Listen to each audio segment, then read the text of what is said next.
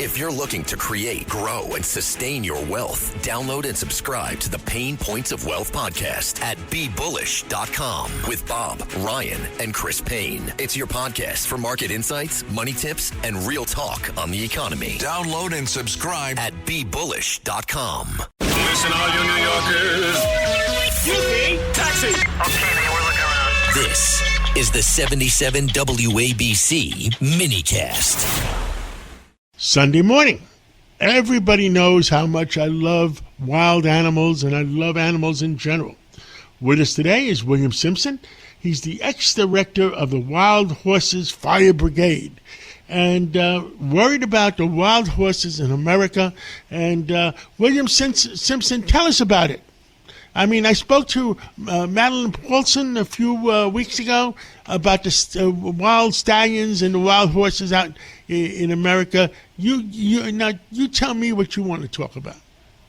All right, thank you, John, for having me on the show. Yeah, I am the executive director of Wild Horses Fire Brigade. We're a 501c3 nonprofit, and we have a proven proof of concept plan. We stopped the 38,000-acre wildfire by using American wild horses protected by President Nixon in 71 to graze down all this grass and brush that's on fire everywhere. So these horses are, most of our horses are actually in prison, government-funded holding camps run by the Bureau of Land Management and charging taxpayers $150 million a year to feed them grass while they're in these holding areas. These are still horses that were rounded up illegally. They're not supposed to be there according to the act signed by President Nixon in 71. There's 70,000 of them there. They're sterilized and branded, and they're kept away from their natural job of basically managing these grass and brush fuels. So our plan is to take these horses. It's a free plan, so legislators don't like it because they can't figure out how to make money. The corrupt usual suspects, when they hear it's free, or actually it's cash positive, we save $150 million right off the top by rewilding, taking the horses out of the holding and moving them into the deep wilderness where all these fires are at.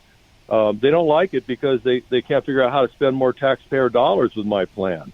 But it's very effective. We're looking at probably saving somewhere between $7 and $11 billion a year with this plan. It's proven.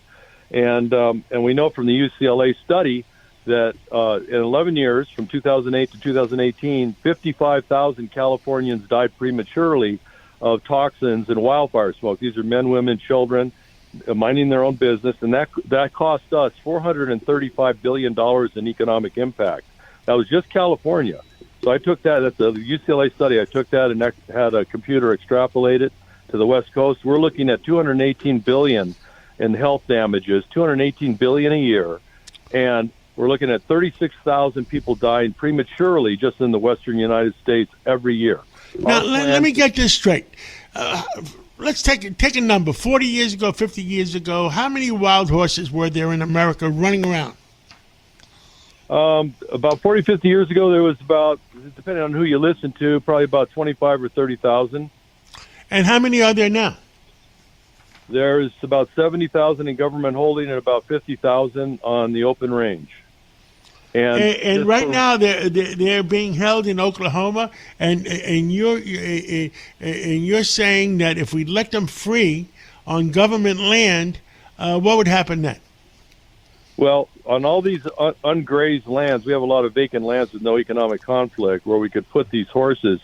If you go back 40 years, we had millions more deer and elk on the land, which are gone. That's why we have the fires.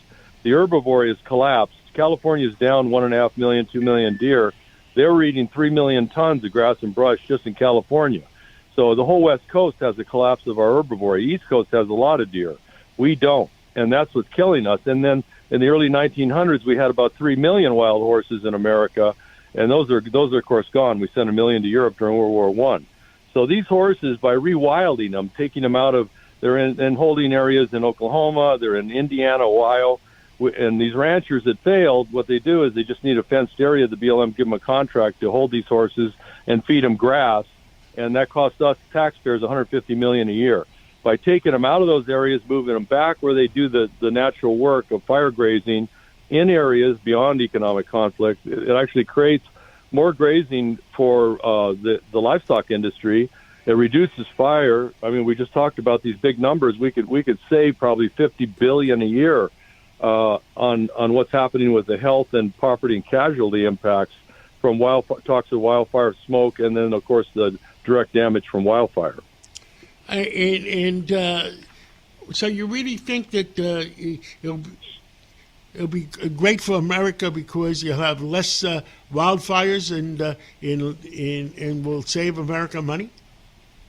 Yeah, it'll save lives. I mean, we're talking about 36,000 people in the western United States dying prematurely, men, women, and children, from the toxins that are coming out of these new wildfires. The fires are hotter than they've ever been, so they're creating these brand new toxins that the American Chemical Society just talked about in a report of December of 2025. Brand new science. These toxins are deadly. My wife was killed in the big wildfire up here.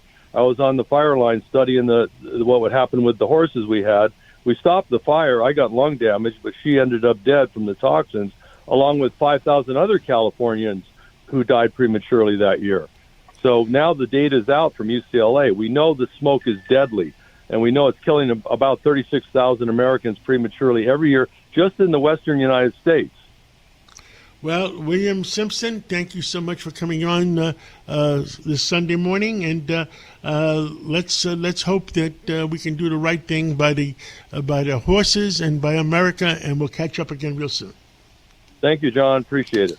Rural Americans deserve access to the best our nation has to offer, especially when it comes to health care. Across every state and every community, America's rural hospitals are the first line of defense, protecting our families, neighbors, and loved ones. No matter where you live, hospital care doesn't clock out. They're there 24 hours a day, 7 days a week, 365 days a year. Each year, America's over 5,000 hospitals care for millions of patients, providing 24/7 emergency care, delivering babies, cancer treatments, and other life-saving care that patients rely on. Behind every one of those patients are doctors, nurses, and caregivers working tirelessly to keep people healthy and safe. Hospitals are our community's lifelines. They employ our neighbors and keep our families' health. But now, some in Congress are threatening access to care. Tell Congress, protect patient care to keep America strong. Don't cut rural health care.